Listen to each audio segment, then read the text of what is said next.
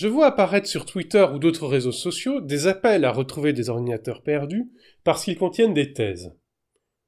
Leur propriétaire n'a pas de sauvegarde ? Bon, parlons sauvegarde alors. Tout d'abord, il faut définir ce qu'on veut sauvegarder. Un ordinateur ou un smartphone a des données utilisateurs, mais aussi des logiciels et leurs fichiers de configuration. Quand on fait une sauvegarde, on pense bien sûr aux données, mais on oublie parfois les fichiers de configuration des logiciels. Doit-on les sauvegarder avec les données ? Eh bien, ça dépend des cas. Il y a deux cas de figure avec les fichiers de configuration. Soit ils sont valables pour tous les utilisateurs de l'appareil, soit ils sont valables pour un utilisateur uniquement. Les fichiers de configuration valables pour tous les utilisateurs devraient être considérés comme des logiciels et ne pas être présents dans les sauvegardes de données. Il est préférable d'utiliser des outils d'image système et des points de restauration. La technique d'image système permet de réinstaller rapidement un système avec tous les logiciels que vous avez définis sans devoir tout reprendre à zéro. Elle permet aussi d'être distribuée pour être installée sur plusieurs appareils. Les fichiers de configuration valables pour un utilisateur devraient être considérés comme de la donnée et sauvegardés de la même manière que les données. Ils ont potentiellement des données personnelles propres à l'utilisateur et ne peuvent donc pas être redistribués comme les images système. Le deuxième élément à voir avant de sauvegarder les données est l'usage des données dans les smartphones. La taille de l'espace de stockage dans les smartphones est réduite. Il faut donc un moyen de pouvoir libérer le smartphone des données en trop et les stocker ailleurs. La probabilité de vol ou de perte d'un smartphone est élevée, la complexité des sauvegardes est plus forte due à l'accès réseau qui est plus aléatoire. Vouloir sauvegarder des données en edge est une illusion. L'accès réseau est important car il vaut mieux sauvegarder ces données à distance que dans le même appareil pour éviter de les perdre avec l'appareil. Comment sauvegarder les données ? La toute première façon de sauvegarder les données est la synchronisation. C'est la façon la moins sûre, mais la plus dynamique. La synchronisation avec un outil comme Nextcloud, par exemple, est proche de l'instantané. Cela permet d'avoir une copie de vos données actuelles sur un serveur distant. Vous pouvez associer un outil de versionnage à cette synchronisation.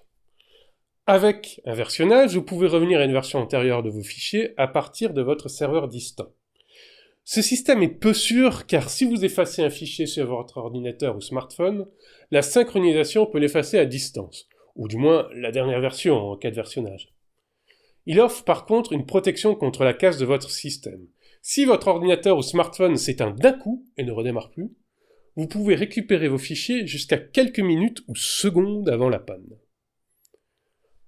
En plus de la synchronisation, vous pouvez utiliser un outil de sauvegarde spécifique. Il fonctionne en créant une sauvegarde journalière ou hebdomadaire, suivant la façon dont vous le paramétrez. Il charge ces données sur un système distant comme un serveur ou un disque externe. C'est le système présent par défaut dans Windows, macOS avec Time Machine ou Ubuntu avec DejaDup. Ce système est plus sûr que la synchronisation, mais ne permet pas de sauvegarder les données à tout instant. Il sauvegarde les données présentes quand il est actif, donc si vous l'activez à 3h du matin tous les jours, il sauvegarde les données à ce moment-là. Si un problème survient à 2h du matin et que toutes vos données sont effacées sur votre appareil, vous avez perdu une journée de données. Il est plus sûr, car les fichiers sauvegardés ne sont pas actifs.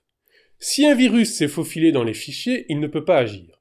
Si vous effacez un fichier sur votre ordinateur, il ne sera pas effacé dans votre sauvegarde.